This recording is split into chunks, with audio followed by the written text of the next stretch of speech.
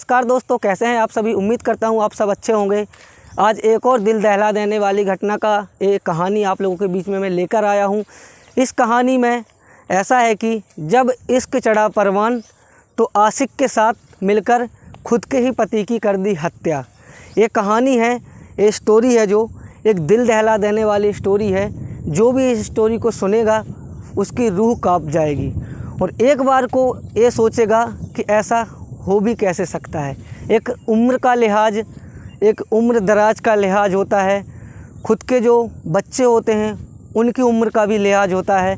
लेकिन इस स्टोरी में जो अधेड़ इश्क है उसको मैं बयां करूंगा और आप लोगों को इस स्टोरी में सुनाऊंगा कि कैसे एक 45 वर्ष की औरत ने अपने आशिक के साथ मिलकर के खुद के ही पति की इतनी प्लानिंग के साथ हत्या की कि देखने वालों की रूह कांप जाएगी और देखने वाला यही सोचेगा कि ये हत्या नहीं, ये अपने आप से आत्महत्या की हुई है।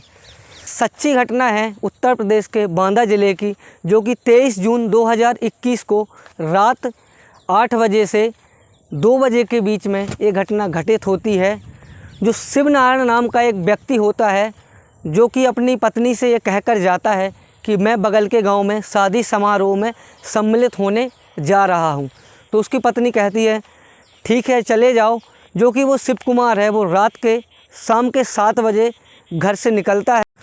जैसे ही उसका पति शादी समारोह में सम्मिलित होने के लिए जाता है तो जो दुलारी नाम की लेडीज़ होती है वो ये अफवाह फैला देती है अपने गांव में रात के 11 से 2 बजे के बीच में कि मेरा पति गायब हो गया है। तो गांव में ऐसा होता है कि गांव में एक जगह ही सारे घर बने होते हैं और गांव वाले लोग जो होते हैं एक दूसरे के प्रति उनके भावना होती है और एक दूसरे की हेल्प मदद करने के लिए हमेशा तत्पर खड़े रहते हैं। तो गांव वालों को जैसे ही ये पता लगता है कि इसका पति अभी बगल के ही गांव में शादी समारोह में सम्मिलित होने के लिए गया था और वो लापता है, जैसे ही ये लापता वाली खबर पूरे गाँव में फैल जाती है तो गाँव के कुछ व्यक्ति जहाँ पर शादी समारोह होता वहाँ पर जाते हैं और जो उस व्यक्ति के भाई वगैरह थे, जो भतीजे वगैरह थे, वो काफ़ी परेशान हो जाते हैं और ये सोचने लगते हैं कि चाचा ऐसे कहाँ गायब हो सकते हैं। जिसकी उम्र 45 वर्ष है, वो इतना बुजुर्ग भी नहीं है और मानसिक स्थिति भी उसकी काफ़ी अच्छी है, तो ऐसे कहाँ गायब हो सकते हैं। लेकिन ये घटना कुछ और ही बयां करती है। मैं आप लोगों को बता दूं, जब ये लोग शादी समारोह में जाते हैं वहाँ पर पूछते हैं कि हमारे जो चाचा शिव नारायण यहाँ पर शादी समारोह में सम्मिलित होने के लिए आए थे वो अभी तक घर नहीं लौटे हैं। तो वहाँ पर जिसके घर वो शादी समारोह में सम्मिलित होने के लिए जाते हैं तो वो लोग बताते हैं कि यहाँ से वो लोग खाना पीना खा करके रात के 9 बजे निकल गए थे। लेकिन उसके बाद फिर उन्होंने कहा कि उसके बाद वो लेकिन घर नहीं पहुँचे। जब वो रात को 9 बजे निकल गए थे तो वहाँ से जैसे 1-1.5 किलोमीटर की दूरी पर वो गांव था, तो मुश्किल से 20 मिनट का रास्ता था पैदल चलने में। तो इतने उसको 9:15 या 9:30 के बीच में घर पहुँच जाना चाहिए था। लेकिन सब जगह जांच पड़ताल करने के बाद, पूछने के बाद, लेकिन कहीं भी शिव नारायण का सुराग नहीं मिलता है। और जैसे ही सुबह होती है तो जो उसके शिव नारायण के एक 20 वर्ष का लड़का होता है, एक 17 वर्ष की लड़की जो कि रिश्तेदारी में शादी समारोह में गई हुई थी, तो उनकी जो माँ होती है, वो दुलारी नाम की जो माँ होती है उसकी, वो अपने बड़े लड़के को फ़ोन लगाती है कि बेटा पापा रात से गायब हैं।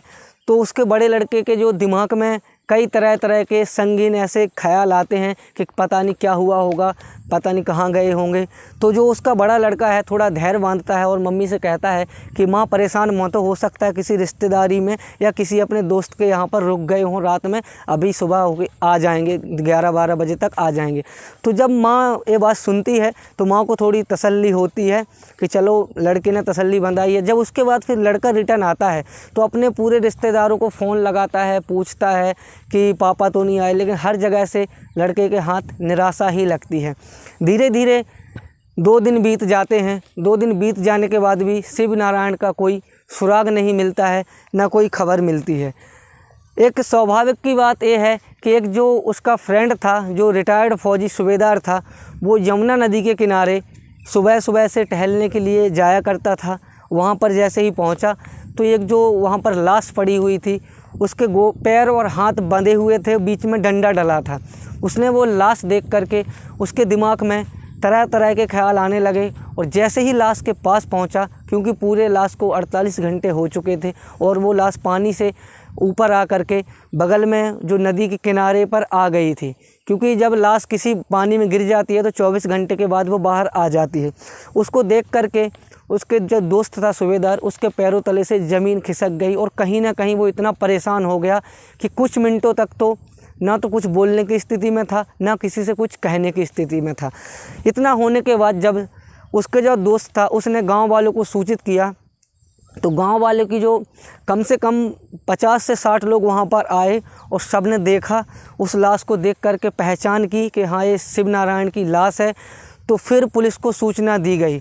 जब जो बांदा पुलिस वहां पर मौके पर पहुंची तो इन्होंने देखा, तो लाश की जब स्थिति देखी तो इनके दिमाग में चला कि कहीं ना कहीं पुलिस वाले इतने समझदार होते हैं कि वो लाश को या किसी भी चीज़ अपराधी को देख करके समझ जाते हैं कि इन्होंने हत्या या कुछ भी ऐसा घटना घटित की है। तो लाश को देख करके वो लोग समझ गए कि ये आत्महत्या नहीं है, ये किसी ने इनका कत्ल किया है। और तकरीबन ये लाश 24 से 48 घंटे बीत चुके हैं इसको इस पानी में पड़े हुए। जब उन्होंने वो लाश को वहाँ पर पंचनामा बनाया, गांव वालों को साइन वगैरह किए और जो पोस्टमार्टम के लिए लाश भेजी, तो जैसे ही सुबह के 11 या 12 बजे लाश को भेजा तो 2 से 3 बजे तक पोस्टमार्टम रिपोर्ट भी इतनी जल्दी से तैयार की गई। तो पोस्टमार्टम रिपोर्ट में जो आया सामने वो कुछ सभी लोगों को चौंका देने वाला था और सबके एक खौफनाक घटना का मंजर दिखाने वाला था जो पोस्टमार्टम रिपोर्ट आई थी।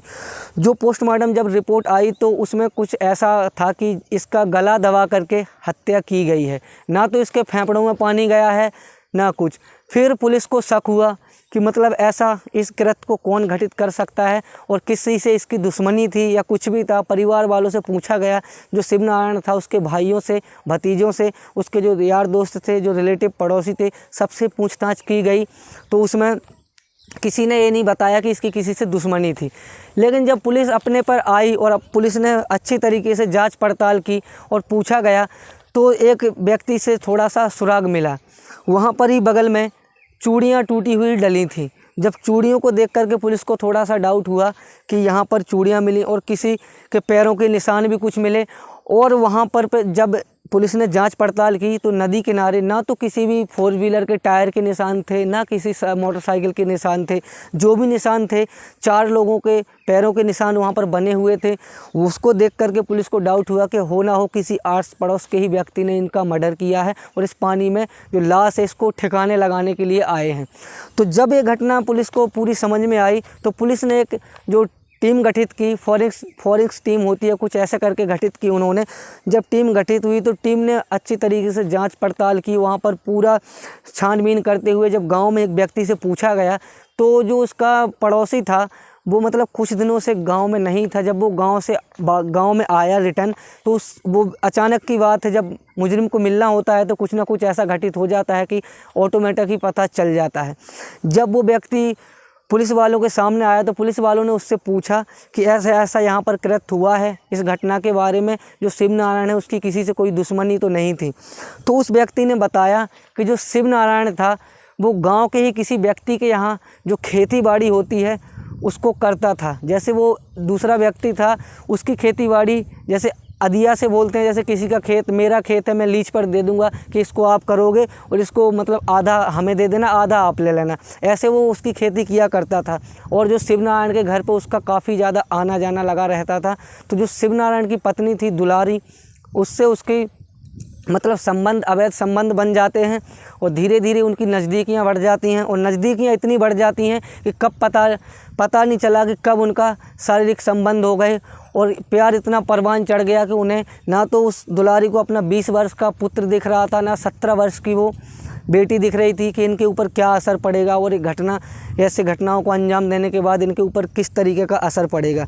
तो ये बात जब पुलिस के सामने आई कि उसके थोड़ा बहुत बहस हो गया था, जिसकी वो जगह वगैरह खेती वगैरह करता था, तो उससे पूछताछ की। लेकिन उससे पूछताछ करने के बाद पुलिस को ऐसा कुछ समझ में नहीं आया कि उसने इसकी हत्या करवाई है।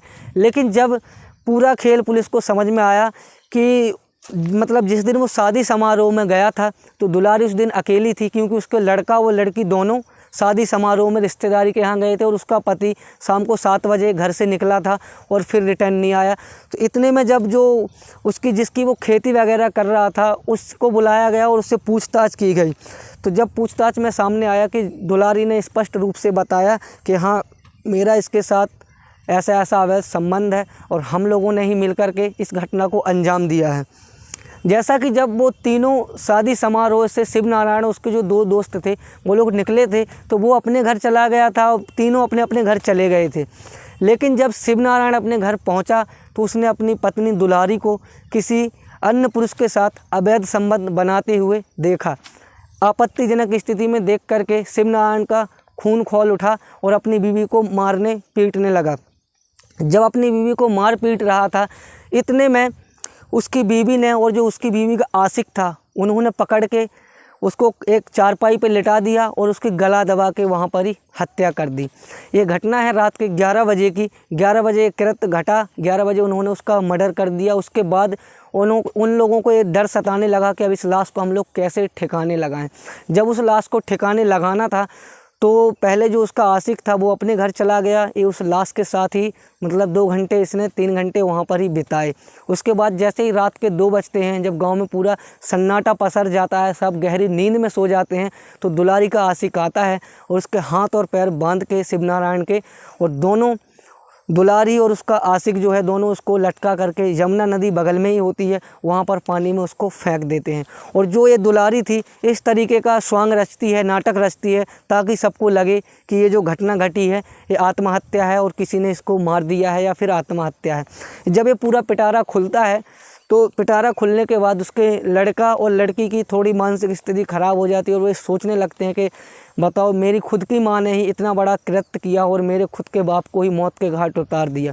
तो उसके बाद जब पुलिस को पूरी घटना की जानकारी लग जाती है, सबूत वगैरह मिल जाते हैं, इन दोनों को पकड़ करके पुलिस स्टेशन ले जा करके जब अदालत में पेश करते हैं तो जब जज साहब के सामने अपना कत्ल कबूल करते हैं कि हमने इस जुर्म को किया है, तो वहाँ पर बताते हैं कि हमारा जो आस्की है, जो इश्क है, काफ़ी सालों से चल रहा था, लेकिन बीच बीच में हमारे पति शिव नारायण को भी इसकी जानकारी थी, तो वो काफ़ी ज़्यादा गुस्सा हुआ करते थे, मारपीट किया करते थे, और जो हमारा आशिक था उसको भी धमकी दिया करते थे कि मैं तुझे जान से मार दूँगा। तो हम लोगों ने कई दिनों से प्लानिंग कर रखी थी कि एक मौका तो ऐसा कि जब हमें मौका मिलेगा हम शिव नारायण को मौत के घाट उतार देंगे। वो मौका उस दिन आ गया कि जब 2 जगह से शादी के निमंत्रण आते हैं, एक जगह शिव नारायण चला जाता है, एक जगह अपने बच्चों को भेज देता है, सिर्फ दुलारी अपने घर पे अकेली बचती है और ये अपने आशिक को बुला करके इतना बड़ा कृत्य और घटना को अंजाम दे देते हैं।